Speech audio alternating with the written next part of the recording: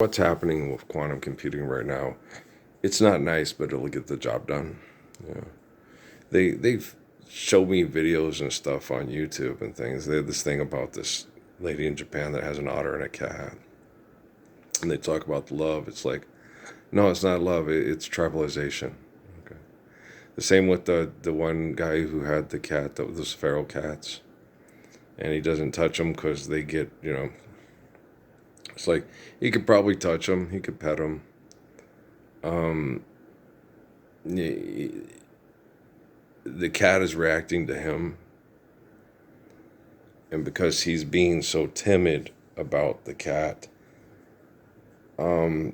being timid with him, and then he's reacting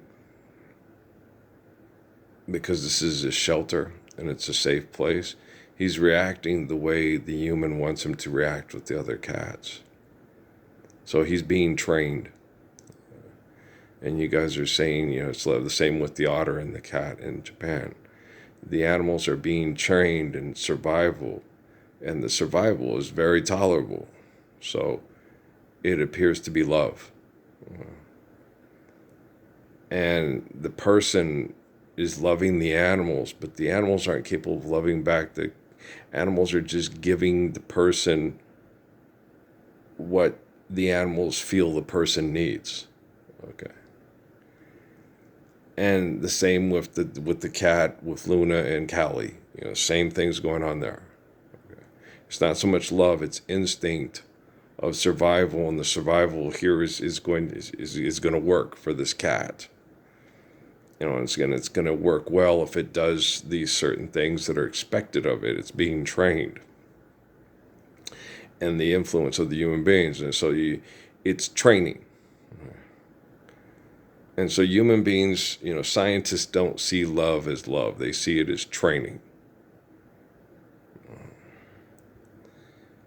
And they're so manipulative and so abusive that they'll try to literally beat the love out of you.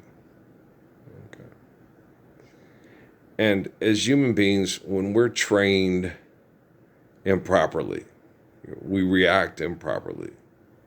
We don't behave as loving individuals and human beings. We behave like animals.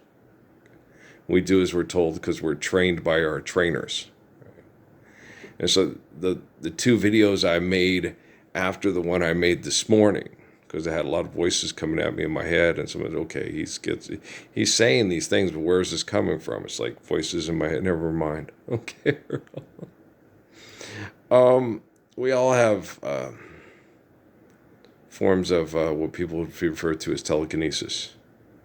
Most of it is just isolated to molecular similitudes of ourselves, unless, of course, we're people of vast influence because of our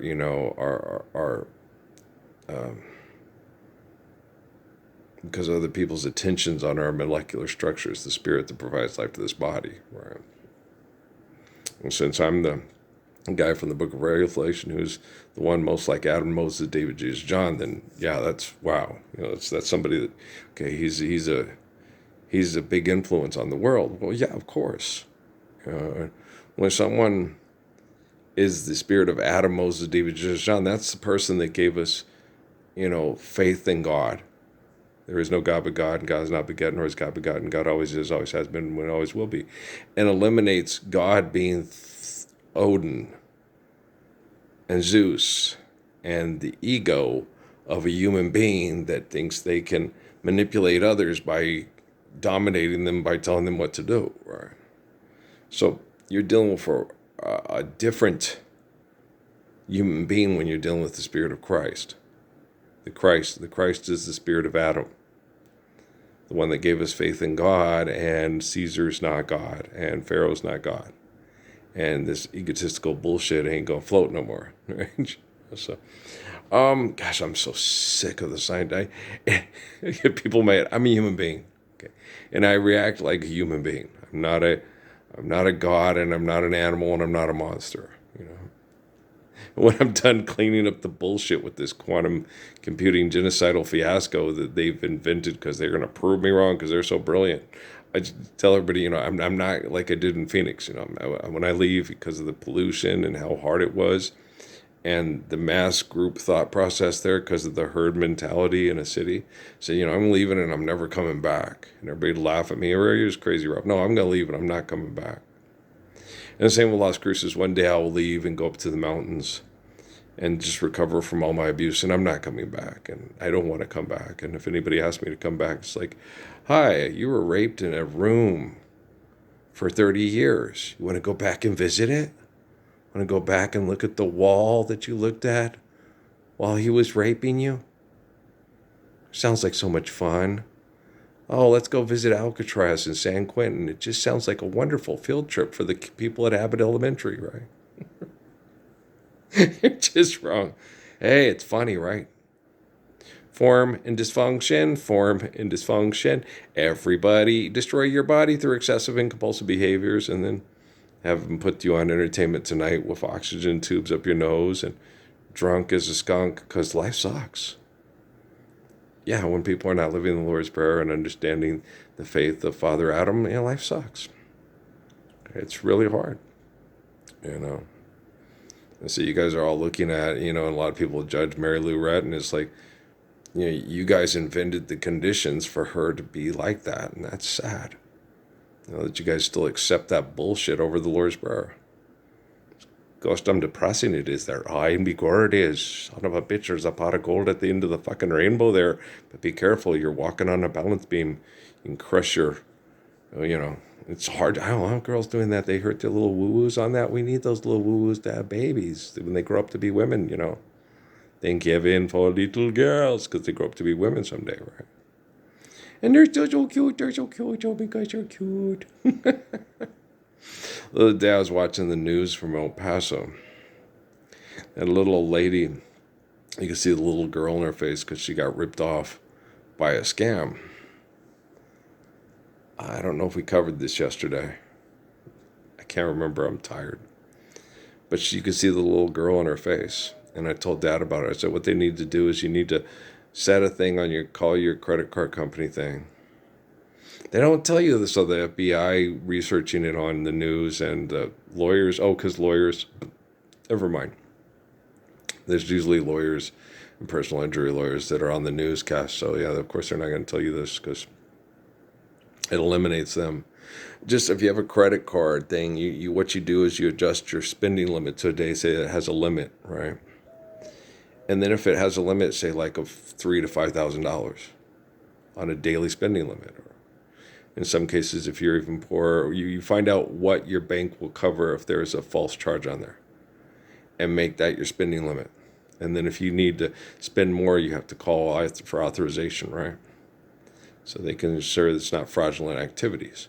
So then when someone comes with one of those little scanner things and scans everybody's stuff at the store, it'll send an alert to the thing, and then they can trace the thing and catch the people easier, like what's happening with the people trying to get Beyonce's laptop back, right? And so then you have you're setting the thing up to have it all be handled at that level, and then you're eliminating the FBI and the injury, the lawyers, And so they don't want that, so they don't tell you all the information. They say it's just a scam and we got to be on it and stuff. Just live the Lord's Prayer, for crying out loud. But in the meantime, let's help poor little old ladies in El Paso. And if they call you with a scam and claim to be a government agency, and you have to pay this and get your credit card out, and just say, look, in order to verify that this isn't a scam, I need you to mail me something to certify, so that I can certify that you're for real, and then I'll deal with it, and I'll have my lawyer look at it. And you can be your own lawyer. And then, and then don't give them your personal information and your address, because it's the government. Do you understand? Okay. If it's a government agency collecting a debt that you owe to the government, just say, mail me it. And I will be happy to comply once I certify that it's the real deal. Just do that. And then if they keep pressing us for your address, it's like, you're the government. Okay, send me in the mail notification of verification so I get my lawyer to verify it. Okay. There's nothing else they can do. They keep pressing you, you know it's a scam. And then you hang up and you don't have to worry about the government coming after you. Do you see what I'm saying? Okay, so it's not that hard.